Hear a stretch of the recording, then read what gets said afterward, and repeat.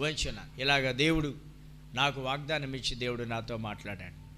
ఇప్పుడు దేవుని సేవ చేయమని నన్ను ఏర్పాటు చేసుకున్నాడు కనుక నేను సంఘాన్ని ప్రారంభించి ఇక్కడ దేవుని సేవ చేస్తున్నాను. ఇప్పుడు దేవునికి నీకు సంబంధం ఉంది. ఆ దేవుడు నాతో మాట్లాడాడు కాబట్టి మరి దేవుడికి నీకు సంబంధం ఉంది కనుక నువ్వు దేవుడి దగ్గరికి వెళ్తావు. మరి నాకు నీకు సంబంధం లేదు, చెప్పాలి. నాకు నీకేం లేదు, సంబంధం లేదు.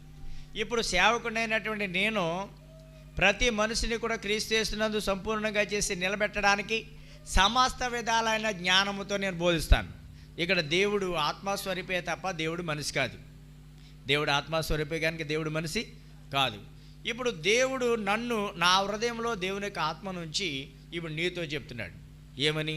ఒడ్డెక్కిస్తున్నటువంటి బుద్ధిహీనుడా, నువ్వు నరకానికి